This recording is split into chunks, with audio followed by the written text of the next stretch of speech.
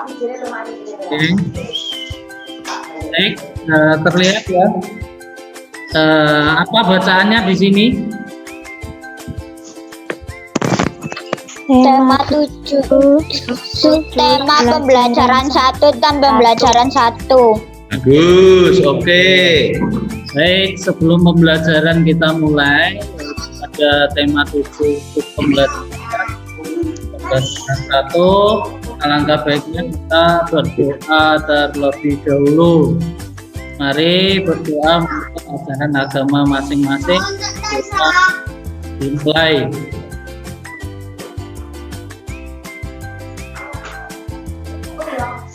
Doa selesai. Baik, apa kabarnya anak-anak hari ini? Sehat nggak? Alhamdulillah baik. Alhamdulillah baik. Masih tetap semangat? Semangat. Semangat. Walaupun dari rumah, tetap dari rumah, kita tetap belajar dengan semangat.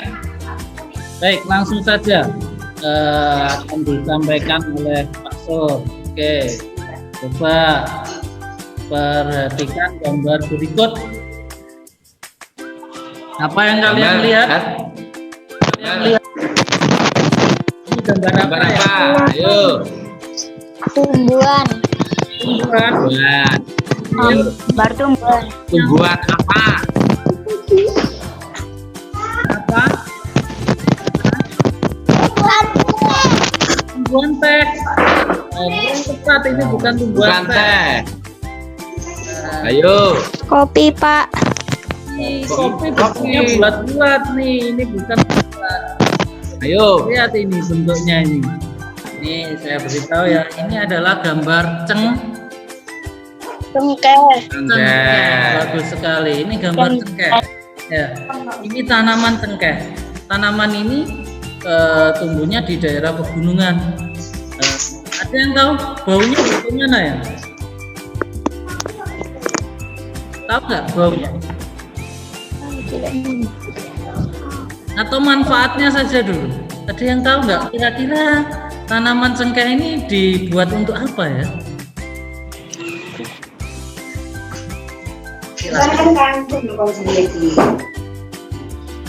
Yang sering kalian tahu? Dipakai apa?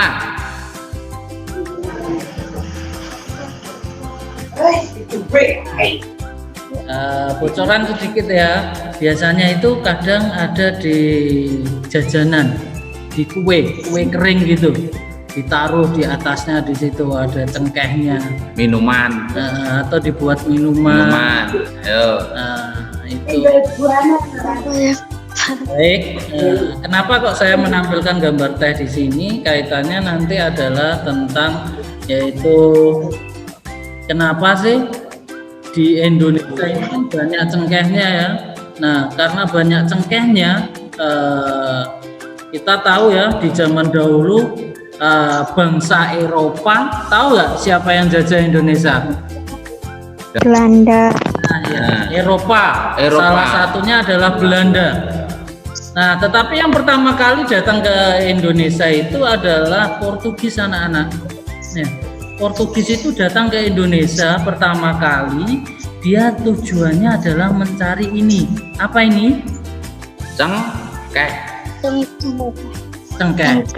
Nah, cengkeh itu salah satu rempah-rempah. Nah, karena dia salah satu rempah-rempah, banyak sekali manfaatnya. Salah satunya bisa dibuat untuk obat-obatan, bisa dibuat untuk minyak juga, untuk pengharum dan seterusnya. Nah, itu alasan bangsa Eropa datang ke Indonesia untuk mengambil yang namanya rempah-rempah. Baik, perhatikan berikut. Nah, pertanyaannya tadi, mengapa bangsa Eropa berhasrat memonopoli perdagangan rempah-rempah? Monopoli itu menguasai perdagangan rempah-rempah. Pengen kaya sendiri. Ada yang tahu? Kenapa kok orang Belanda kok pengen menguasai rempah-rempah di Indonesia? Apa Kenapa ini? Karena rempah-rempah memiliki harga jual yang tinggi. Iya. Karena pada zaman dahulu itu waktu bangsa Eropa datang ke Indonesia ya, rempah-rempah itu memiliki harga jual yang tinggi. Ya, sehingga mereka datang ke Indonesia. Banyak sekali, bukan hanya Belanda yang lama menjajah Indonesia 350 tahun, tetapi banyak sekali, ada Portugis, Spanyol juga datang ke Indonesia. Baik, sekarang bisa kalian lihat seberapa tinggikah nilai ekonomi rempah-rempah di mata bangsa Eropa. Ada yang tahu? Rempah-rempah itu berapa sih tingginya nilai ekonomisnya sehingga kok mereka datang ke sini? Yaitu apa? Harga rempah-rempah semahal emas. Rempah-rempah pada waktu itu seharga emas. Kemudian ya, emas itu logam mulia ya, logam yang memiliki nilai jual yang sangat tinggi. Nah, di situ masyarakat Eropa membutuhkan rempah-rempah untuk industri apa? Obat-obatan. Nah, Obat-obatan. kalian bisa baca ini. Cengkeh memiliki banyak manfaat. Salah satunya adalah sebagai bumbu masak. Kemudian apa ini? Digunakan sebagai apa lagi? Bangsa Cina dan Jepang menggunakan sebagai apa? Dupa. Itu. Iya, dupa. Di kelenteng itu ada dupa itu. Nah, selain itu cengkeh itu bermanfaat sebagai untuk aromaterapi dan sakit gigi. Sering nggak kamu sakit gigi? Sering, Mbak. Kamu bisa gunakan salah satunya minyak cengkeh ini. Nah, cuman ya itu agak mahal harganya. Baik, sekarang apa hubungan rempah-rempah dan penjajahan di Indonesia? Yaitu Jatuhnya Konstantinopel ke tangan bangsa Turki pada tahun 1453 menyebabkan bangsa Eropa mengalami mendapatkan rempah-rempah.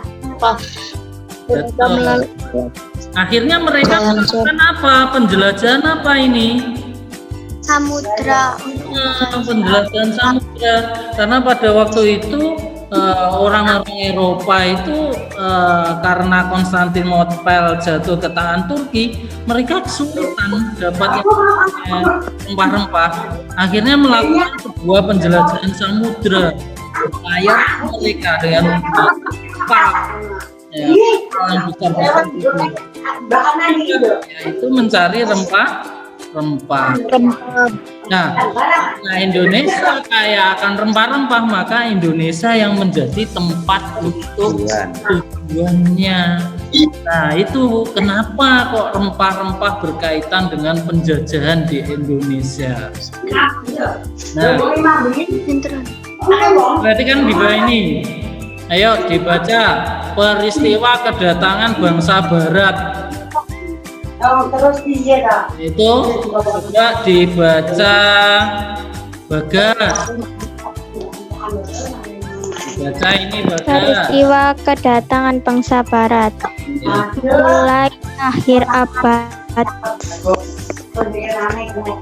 bangsa Eropa berusaha melakukan penjajahan samudra. Bangsa Eropa yang pernah melakukan penjajahan dan penjajahan di Indonesia dimulai oleh bangsa Portugis. Kapal mereka pertama kali mendarat di Malaka pada tahun 1511. Berikutnya ialah bangsa Spanyol yang mendarat di Tidore, Maluku pada tahun 1521. Kemudian disusul oleh bangsa Inggris dan Belanda. Kapal-kapal Belanda pertama kali mendarat di Pelabuhan Banten pada tahun 1596. Nah, itu. Jadi negara-negara yang datang ke Indonesia diantaranya pertama adalah Portugis, kemudian siapa lagi? Ada bangsa siapa ini? Spanyol. Spanyol. Paruh nyolong. Nah, dia datang ke Tidore. Tidore ini Maluku. Maluku itu banyak sekali rempah-rempah di sana.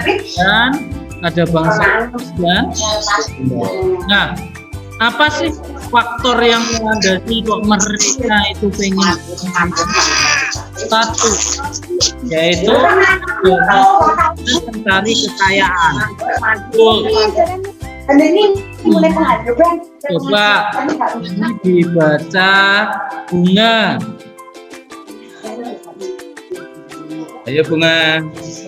Bunga, silakan dibaca ini.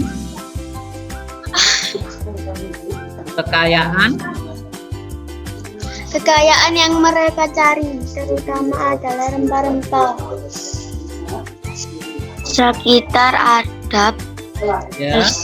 di Eropa harga rempah-rempah sangat mahal.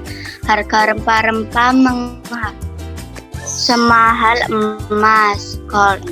Mereka sangat membutuhkan rempah-rempah untuk industri obat-obatan, bumbu masak. Nah, jadi alasan pertama adalah apa? Mencari kekayaan. Bagus. Alasan yang kedua, mereka ingin menyebarkan agama. Apa itu? Namanya adalah ya, apa itu? Yaitu menyebarkan agamanya, agama Kristen yang disebarkan. Ya, misi. Yang ketiga adalah dia ingin mencari kejayaan atau glory. Ya, ada anggapan bahwa apabila suatu negara memiliki tanah jajahan, maka negara tersebut bisa dikatakan negara yang jaya atau glory. Ya. Yang keempat adalah perkembangan iptek. Ya.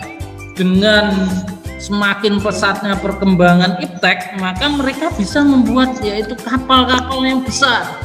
Ya. Nah, kapal itu digunakan untuk ini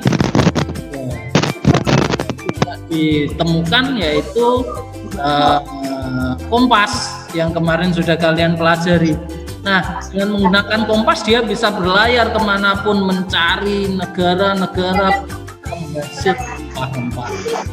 Nah, baik, selanjutnya berdasarkan bacaan di atas atau bacaan yang sudah kalian baca tadi, oke, mari jawab pertanyaan berikut. Kedatangan bangsa Barat, siapa yang dimaksud dengan bangsa Barat? Siapa yang bisa jawab?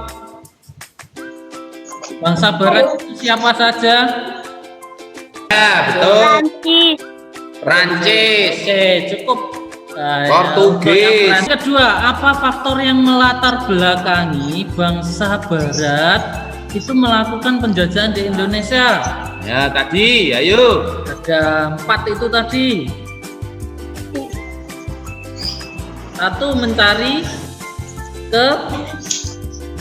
gold. Mencari kekayaan. Bagus sekali, mencari kekayaan. Gold. Dua, menyebarkan agama. oh, glory gold. Mencari Jayaan. Baik, nanti ini kalian kerjakan ya. Nah, ini juga nanti di bukumu ini bisa kalian kerjakan ya. Ini di halaman 5 dan juga 6 ulasan teks tadi yang sudah kalian baca itu, kemudian kedatangan bangsa Portugis kalian kerjakan secara mandiri. Baik, ini juga nanti apa itu gold, apa itu gospel, dan apa itu glory. Kemudian kalian tulis, setuju nggak dengan semboyan 3G yang dilaksanakan bangsa Eropa itu tadi? Ya. Oke, selanjutnya adalah zat dan wujud. Nah, untuk zat dan wujud silahkan Pak Sur.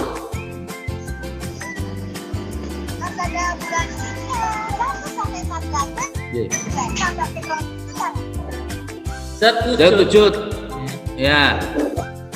Zat memiliki 3 wujud. 1. Zat apa? Zat padat. Padat. 2. Zat padat. 2. Zat cair. Zat 3. Cair. Gas. gas. Nah, sekarang ciri-ciri zat padat. Bentuk tetap, volume tetap, Volume tetap, massa tetap. Contohnya batu, Kayu. kayu, besi, besi. Nah, itu contoh-contoh zat padat. Jadi bentuknya tetap, ya.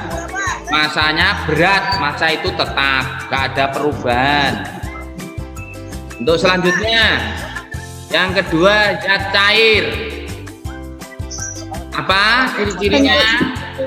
bentuknya berubah sesuai tempatnya, volume dan massa tetap. Volume dan massa tetap. Bentuknya berubah sesuai tempatnya atau wadahnya. Itu ditaruh di gelas, seperti bentuknya seperti gelas. Ditaruh di botol, bentuknya seperti botol. Nah, berikutnya gas. Ciri-cirinya Bentuk dan berubah sesuai tempatnya, massa tetap. berubah sesuai tempatnya, masanya tetap. Nah, bentuk dan volume berubah. Asalnya balon itu kempes, diberi gas atau udara, akhirnya menjadi mengembang. Ya, masanya tetap. Coba nanti dicoba. Sama nanti ya kalian bekerja sama dengan orang tua kalian, ya bergotong royong dengan orang tua melakukan percobaan ini. Percobaan ini ada di halaman 12, 13 dan 14 di buku kalian ya. Nah, salah satunya adalah percobaan pertama, alat dan bahan, 2 buah pensil, penghapus pensil, peraut pensil, dan buku catatan ini alat bahannya. Langkahnya silahkan kalian ikuti, kemudian kalian jawab sesuai pertanyaan yang ada di buku tema kalian. Ya. Masih semangat? Masih. Semangat ya. Saya sampaikan, ya, jangan lupa mengerjakan tugas Ya Pak. memakai Masker, ayo masker. kemudian mencuci tangan Tangan. dan Tangan. Menjaga jaga jarak. jarak. Kesehatan. Nah, Oke, itu saja. Jarak. Sampai jumpa anak-anak. Sampai ketemu di pembelajaran Zoom yang akan datang. Saya akhiri. Wassalamualaikum warahmatullahi wabarakatuh. Waalaikumsalam. Waalaikumsalam warahmatullahi wabarakatuh.